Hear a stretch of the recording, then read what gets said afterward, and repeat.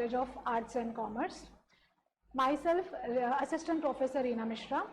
Today I am going to take this session on ITC, that is Input Tax Credit.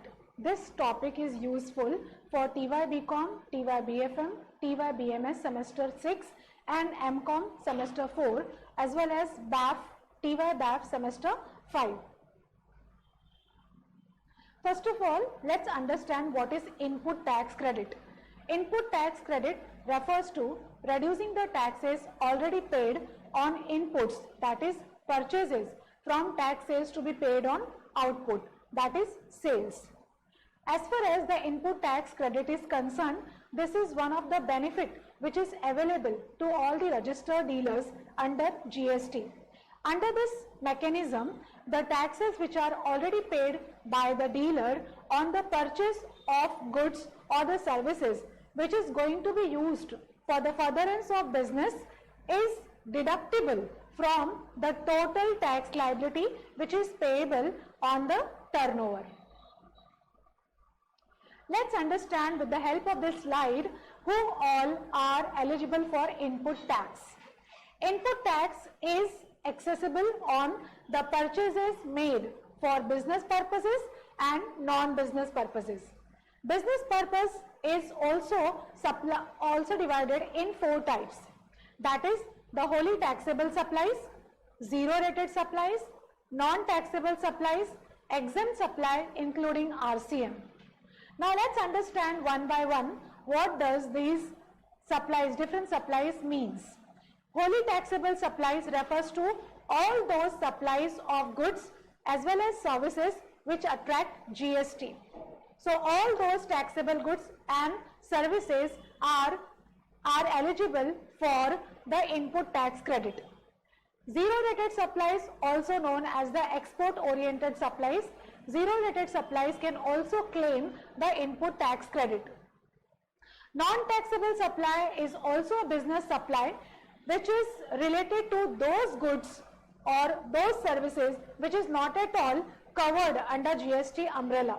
The example of non-taxable supplies are the supply of petroleum products, that is aviation, turbine fuel, petrol, diesel and kerosene and etc. As well as the liquor which is consumed by the human being. So all these are considered as non-taxable supplies. Being of business nature also, the ITC cannot be claimed on a non-taxable supplies. Fourth type of business supply is exempt supply including RCM. Exempt supplies are those supplies which are notified by central government.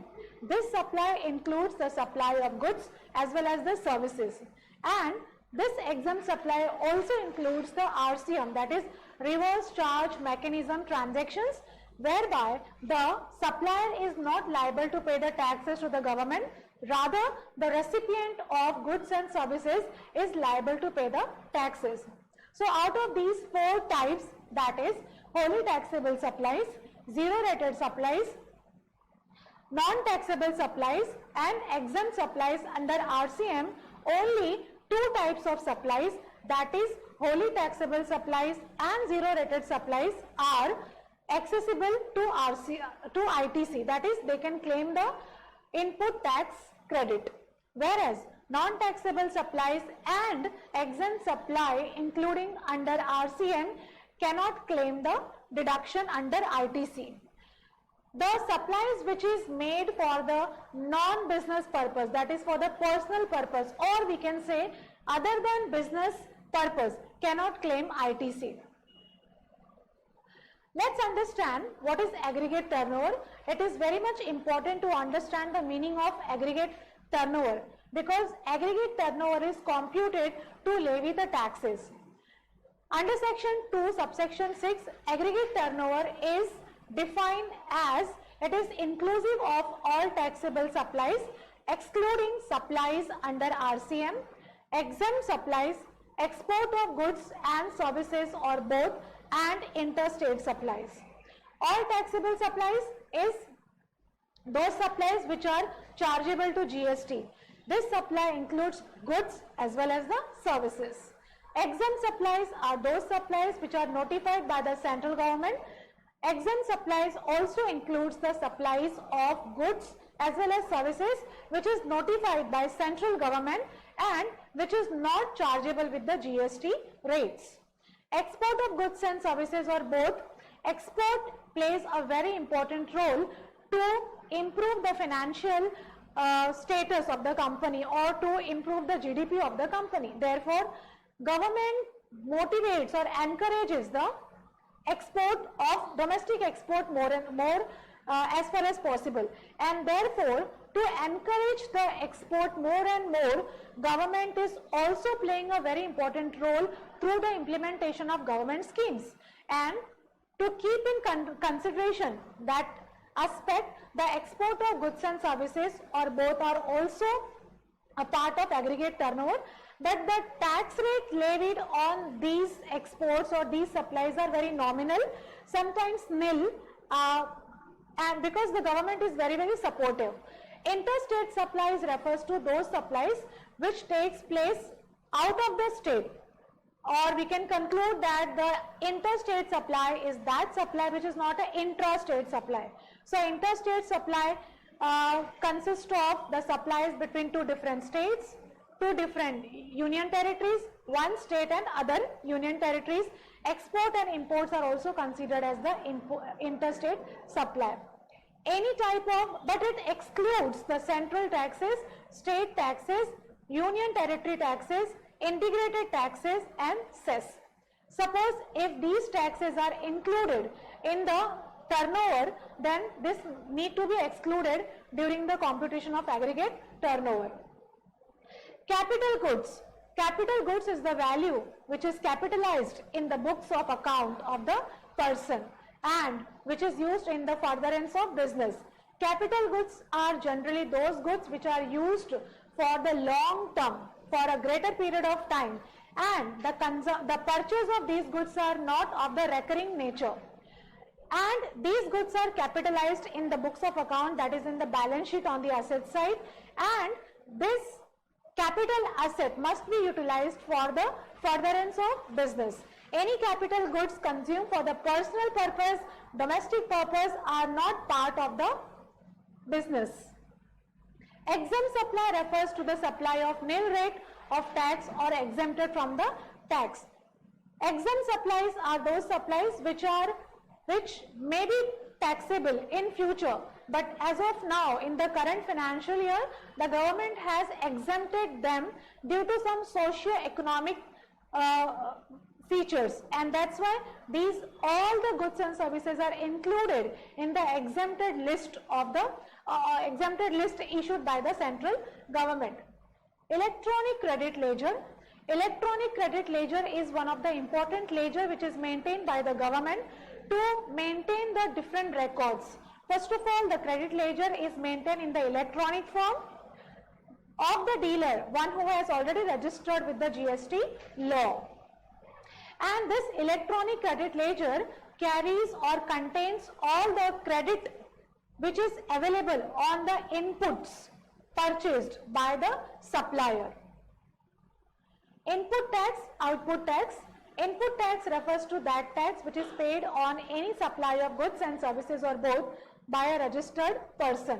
If any registered person has paid the taxes during the purchase of the supplies or the inwards which he or she is required for the business purpose is called the input tax.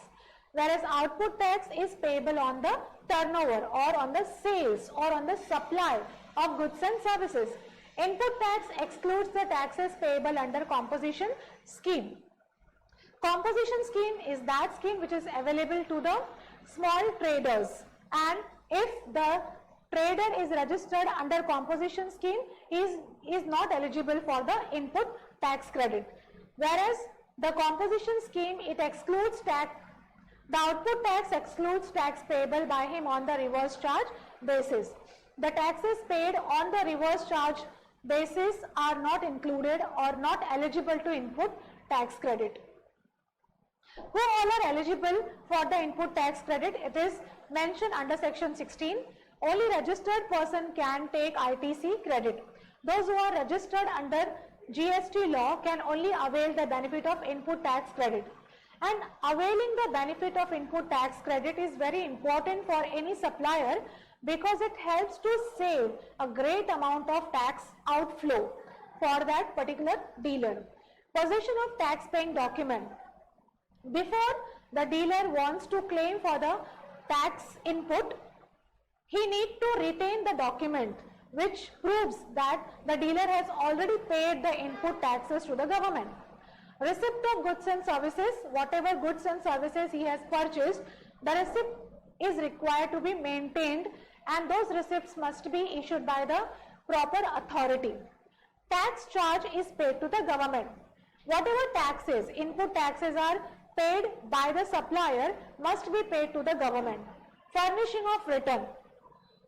The benefit of input tax is available only when the supplier is furnishing the returns. So proper furnishing and timely furnishing of return is very important to avail the benefit of input tax credit. Goods received in lots of installment. Suppose if the goods are received in lot of installment, rather than receiving the goods in a single installment, the goods are received in various installment, which mainly takes place during works contract or construction contract. So at that time, when the last installment is received by the supplier, at that time, after receiving the last installment, the ITC credit can be claimed for the various installment received in past. Payment made within 180 days and recredit if payment is made subsequently. To claim ITC, this is very important to clear the payment to the supplier or the creditor within 180 days of the purchase made. If the payment is not done within 180 days of purchase date, then the supplier is not eligible for the credit of ITC. Whereas if the payment is made subsequently, the dealer can also claim the ITC deduction subsequently. ITC not admissible if depreciation claimed on tax component. Suppose if there is such component on which the business is already claiming the depreciation. So on such inputs, again the ITC credit will not be available. Time limit for availing ITC is up to due date. According to due date, the time limit is drawn. After due date, the ITC will not be available. So this was all about claiming the ITC. ITC is one of the very important feature for the traders because ITC helps to save lot of taxes and saving the tax outflow is equal to earning money.